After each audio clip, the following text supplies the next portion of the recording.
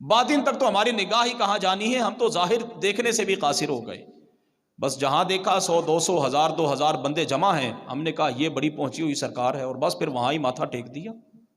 یہ ولایت نہیں.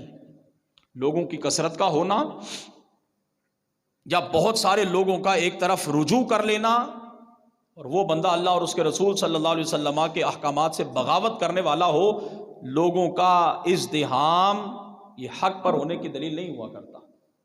لہذا جب بھی کسی کے پاس جائیں اور جب بھی کسی کو آپ کہیں کہ فلاں بندہ اللہ کا ولی ہے، تو پھر جو پروردگار عالم نے ہمیں 2 آنکھیں عطا فرمائی ہیں، ان کے ذریعے ہم دیکھ لیں، سوچ سمجھ لیں کہ آیا واقعی یہ درست ہے جس طرف ہم جا رہے ہیں کہ نہیں. حضرت خواجہ خواجگان حضرت خواجہ معین الدین چشتی اجمیری رحمۃ اللہ تعالی علیہ نے قرآن کریم حفظ کیا. قرآن کریم حفظ کرنے کے بعد درس نظامی آپ نے مکمل پڑھا. درس نظامی وہ علوم وہ کہ جس کے ذریعے انسان قرآن و حدیث کے سمجھنے پر عبور حاصل کرتا ہے. یہ بنیادی تعلیم ہے ہر انسان کے لیے.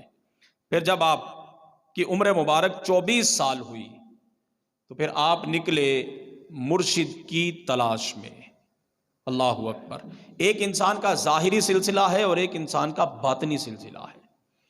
جس طرح ہمارے جسم کا ظاہری کوئی عضو اگر تکلیف میں مبتلا ہو جائے تو اس کی درستگی کے لیے ہم کسی نہ کسی ڈاکٹر، طبیب، حکیم سے رجوع کرتے ہیں، ایسے ہی باطن کا نظام بہتر کرنے کے لیے اور اس کے درست انداز میں چلنے کے لیے ضروری ہے کہ ہم کسی اللہ کے نیک بندے کی طرف رجوع کریں کہ جو ہمارے باطن کو صاف کر دے.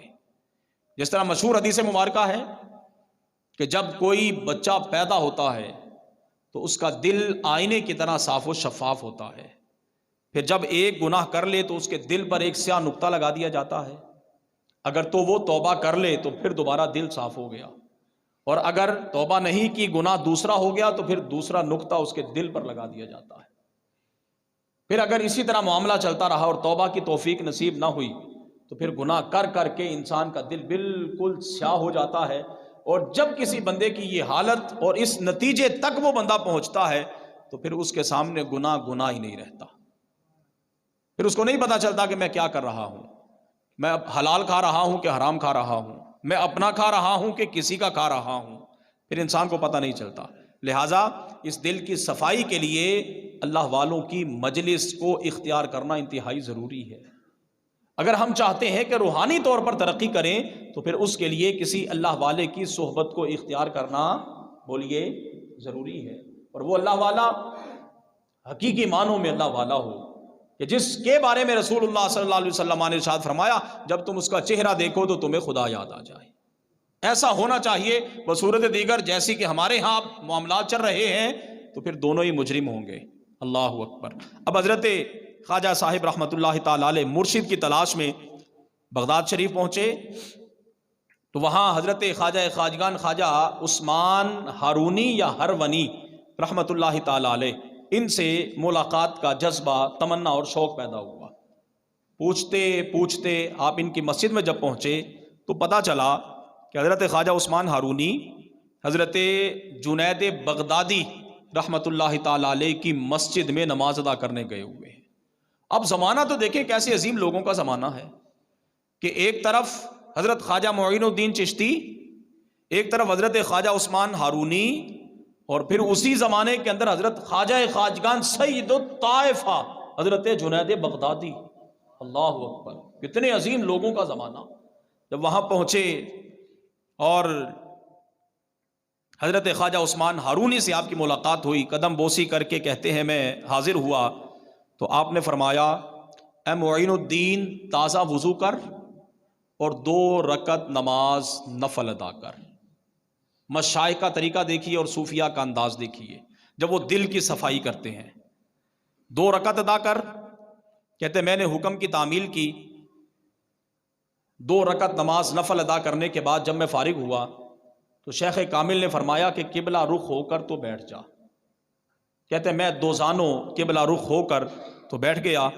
پھر آپ نے ارشاد فرمایا کہ قبلہ رخ ہو کر سورہ بقرہ کی تلاوت کر. کہتے میں نے سورہ بقرہ کی تلاوت کی. اس کے بعد پھر مجھے فرمایا کہ 20 مرتبہ پڑھو سبحان اللہ سبحان اللہ سبحان اللہ. کہتے میں نے 20 مرتبہ یہی جملہ بار بار دہرایا.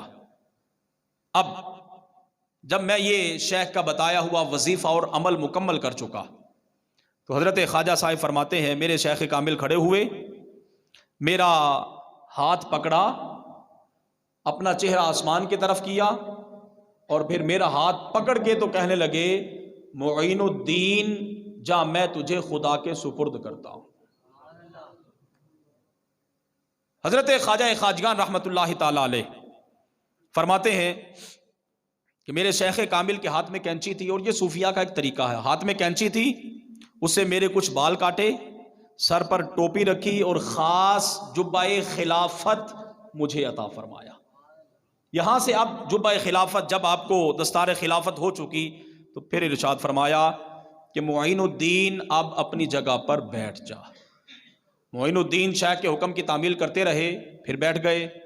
شیخ کی طرف سے حکم ہوا کہ اب 12,000 مرتبہ سورہ اخلاص کی تلاوت کر. کتنے مرتبہ؟ 12,000 مرتبہ سورہ اخلاص کی تلاوت کر. کہتے ہیں میں نے جب اس عمل اور اس وظیفے سے میں فارغ ہوا تو پھر مجھے فرمایا ایک دن اور ایک رات کا مزید مجاہدہ کر.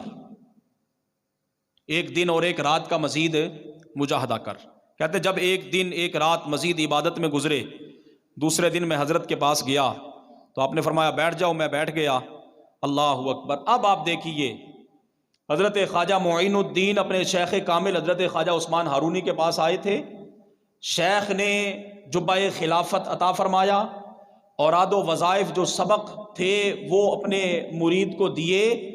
اب جب وہ سارے اوراد و وظائف سے فارغ ہو گئے اور دوسرے دن جب وہ حاضر خدمت ہوئے تو پھر حضرت خواجہ صاحب کہتے ہیں میرے شیخ کامل نے مجھے کہا معین الدین آسمان کی طرف دیکھ، آسمان کی طرف دیکھ.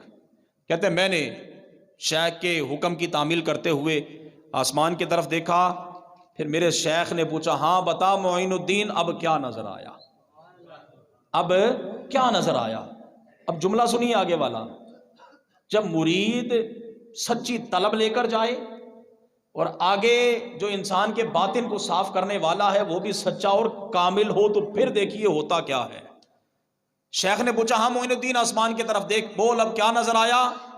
تو یہ مرید صادق شیخ کامل کی بارگاہ میں عرض کرتا ہے حضور جو آسمان کی طرف دیکھ رہا ہوں 18,000 جہان نظر آ رہے ہیں. کتنے جی؟ 18,000 جہان نظر آ رہے ہیں. فرمایا اب نگاہ نیچی کرو، اب نگاہ زمین کی طرف دیکھو. کہتے ہیں میں نے جب زمین کی طرف دیکھا تو پھر مجھ سے پوچھا گیا اب بتا اب کیا نظر آیا. تو حضرت خواجہ خواجگان حضرت خواجہ معین الدین چشتی اجمیری رحمت اللہ تعالی علیہ فرماتے ہیں حضور تحت الثری تک میری نگاہ جا رہی ہے. یہ حضور کے غلاموں کا انداز ہے، یہ وہ شان ہے جو پروردگار عالم نے حضور کے غلاموں کو عطا فرمائی ہے. یہ حضور کے صحابی نہیں، 600 سال بعد نبی علیہ الصلوۃ والسلام کے زمانے کے یہ پیدا ہوئے. 6 صدیاں گزرنے کے بعد اگر کوئی شخص پیدا ہو اور وہ اللہ رب العالمین کا قرب خاص حاصل ہو اسے، اور پھر بدلے میں میرا رب اسے جو عطا فرمائے وہ یہ کہ اگر وہ آسمان کی طرف دیکھتا ہے تو عرش سے پار نظر جاتی ہے، اور اگر زمین کی طرف دیکھتا ہے تو تحت الثری تک نظر جاتی ہے. تو پھر آپ اس سے اندازہ لگائیے کہ میرے رسول کریم کو پروردگار عالم نے کیا نگاہ عطا فرمائی. یہ حضور کے غلاموں کے غلاموں کے غلاموں کے نیچے جا کر یہ مقام و مرتبہ ہے. اب جو حضرات یہاں کہیں کہ معاذ اللہ ثم معاذ اللہ جیسے میں کھاتا ہوں ویسے حضور کھاتے تھے، معاذ اللہ جیسا میں ویسے حضور، اور آیا مبارکہ پڑھے قل انما انا بشر مثلکم، پھر ہم اسے کہتے ہیں تو معین الدین کا مقابلہ نہیں کر سکتا تو. اب جب حضرت خواجہ صاحب مجاہدے سے فارغ ہوئے اپنے شیخ کامل کے ساتھ زیارت حرمین شریفین کے لیے حاضر ہوئے. حرم اقدس میں اللہ اکبر مکہ مکرمہ جب حاضر ہوئے اور بیت اللہ شریف کی زیارت کے بعد حضرت خواجہ عثمان ہارونی نے حضرت خواجہ خواجگان خواجہ معین الدین چشتی اجمیری رحمۃ اللہ تعالی علیہ کا ہاتھ پکڑا اور حرم میں کھڑے ہو کر اللہ کے حضور عرض کی، اے باری تعالیٰ معین الدین کو میں تیرے سپرد کرتا ہوں۔ آگے سے جواب سننے والوں نے جواب سنا کہ ہم نے معین الدین کو قبول کر لیا ہے، معین الدین کو قبول کر لیا ہے۔ اب صرف یہاں ہی معاملہ نہیں، جب یہاں مکہ مکرمہ میں زیارت سے فارغ ہوئے، حاضر خدمت ہوئے مدینہ طیبہ میں، شیخ کامل ساتھ ہیں، جب رسول کریم صلی اللہ علیہ وسلم کے مواہجہ شریف کے سامنے، مبارک جالیوں کے سامنے پہنچے تو شیخ نے فرمایا معین الدین سلام کر حضور کی بارگاہ میں۔ خواجہ خواجگان اللہ اکبر شیخ کامل کے زیر سایہ حضور کی بارگاہ میں پہنچ رہے ہیں، سلام عرض کیا، اور جیسے ہی سلام عرض کیا تو پھر روضہ مبارکہ سے میرے کریم کا جواب معین الدین کو آیا۔